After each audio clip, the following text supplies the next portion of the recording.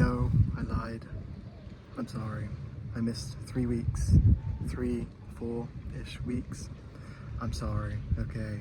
I had an excuse the first week, alright. I had some mysterious, deathly curse condition, and then I don't even know what happened the second week, and then I got a job this week, so, you know, everything's kind of out of order today, or for the past 3 weeks rather. But basically this week, I had something else planned, but I'm just going to talk about, like, time. Usually in life, people will tell you that there are ups and there are downs.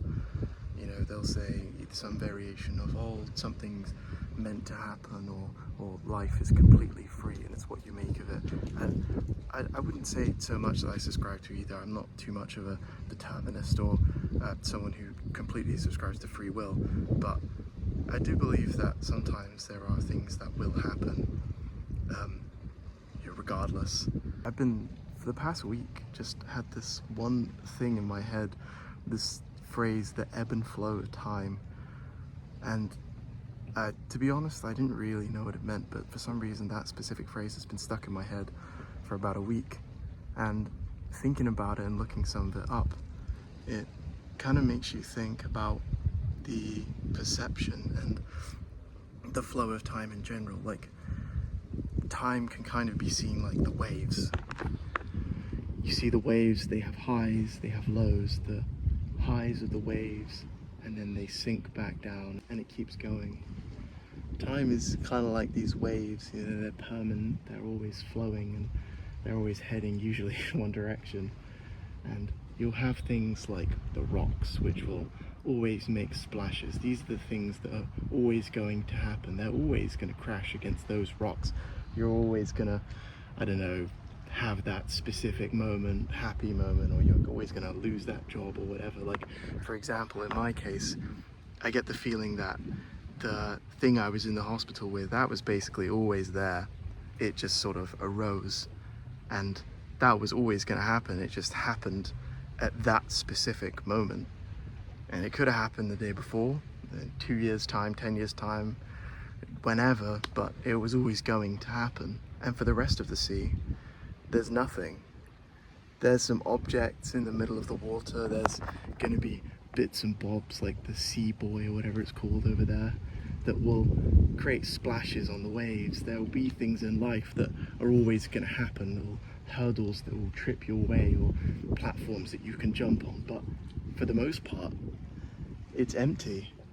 There's nothing else blocking your way, stopping you from doing something. The waves are always going to keep coming and going, but it's up to you to make that splash.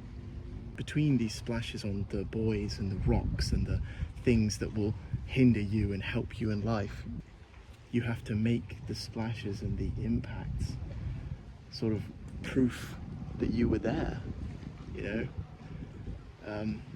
And obviously that's not to say that the meaning of life is to prove that you existed, but again, it's up to you to make the splash known, make the water ripple in different directions. And another thing I wanted to talk about was the in-between. Now, for me, in between coming out of the hospital for mysterious whatever and getting that new job, there's a break. There's a week and a half of nothing. There is a time stretch where practically nothing happened, and that's also a factor of time. As I said a minute ago, you have to make the splash, and if you don't, it just passes. If nothing happens to the waves, it just keeps going and going with no real impact until it hits the rocks at the end. And that's not to say having a quote-unquote impactless life is anything to be ashamed of, or that it's a bad thing inherently. It just means that if you don't do anything to the ocean, you make no splashes, no jumps, then you'll just see it keep flowing and flowing before you with nothing changing. And the ebbs and the flows, the rises and falls will keep going. Moving past all the BS metaphors and the pseudo-profundity, basically what I'm trying to get at is, if you are someone, and this applies to a lot of people, who is the kind of person who desires a impactful life, or you are the kind of person that thinks, oh, I want to do something, or something needs to happen, or I need to do this and that, or I have to go here. It's up to you to do that. And while there are probably things that are going to happen regardless, for the most part, it's up to you to have that change, and it's up to you to make that splash.